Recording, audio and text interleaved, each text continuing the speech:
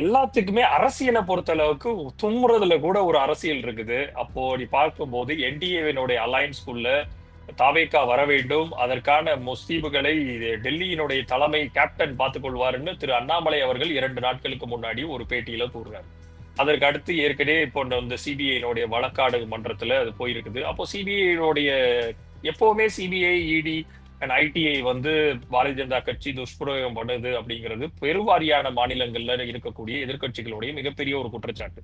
அதற்கு பல்வேறு முகாந்திரங்கள் இருக்குது. பீகாரில் எடுத்துக்கொள்ளதாகட்டும், இல்ல அஜித் பவாரை வெளிக்கொண்டு வந்ததாகட்டும், இல்ல பிரஃபுல் பட்டேலை கொண்டு வந்ததாகட்டும், இன்னைக்கு அன்புமணி ராமதாஸ் அவர்களை குடும்பத்துக்குள்ளேயே மிகப்பெரிய ஒரு கலவரத்தை உண்டு பண்ணதாகட்டும்.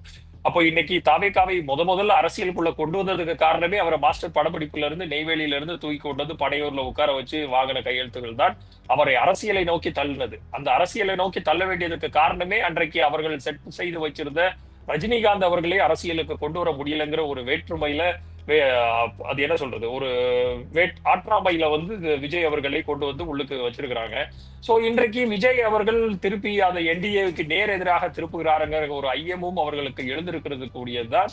இன்னைக்கு சிபிஐ வாண்டடா இவர்களா அது ஆதவ அர்ஜுனாவுடைய மிகப்பெரிய ஒரு அது பலமா பலவீனமாங்கிறது நம்ம பொறுத்திருந்தான் பார்க்கணும். அவர் நான் முன்னமே ஒரு பேட்டியில சொன்ன மாதிரிதான் தாவேகாவினுடைய ஒட்டுமொத்த இன்றைக்கு இருக்கக்கூடிய அழிவு பாதைக்கு சென்று கொண்டிருக்கிறதா இல்ல ஆக்கப்பூர்வமான பாதைக்கு சென்று கொண்டிருக்கிறதா அப்படிங்கிறத 2026 தேர்தல் முடிவுதான் களம் காணணும். ஆனா நமக்கு தெளிவாக தெரியுது விஜயை ராங்கா கைட் பண்றதுல திரு ஆதவ அர்ஜுனா முதன்மையாக நிக்கிறார் அப்படிங்கிறது தெளிவாக தெரிகிறது.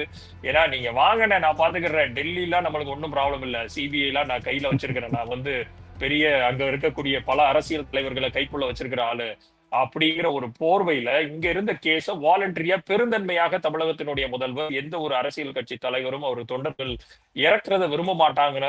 சோ உண்மையை வெளிக்கொண்டு வர்றதுக்கு ஒரு தனிநபர் ஆணையமோ இல்ல ஹைகோர்ட் நியமிக்கிற ஆணையமோ கொண்டு வரட்டும் பெருந்தன்மையா சொல்லிட்டு போன ஒரு அரசியல் தலைவர் மேல புழுதி வாரி தூற்றி விட்டு நீங்கள் சிபிஐ வசம் கொண்டு போனதுல திரு ஆதவ அர்ஜுனாவுக்கு மிகப்பெரிய ஒரு பங்கு இருக்குது.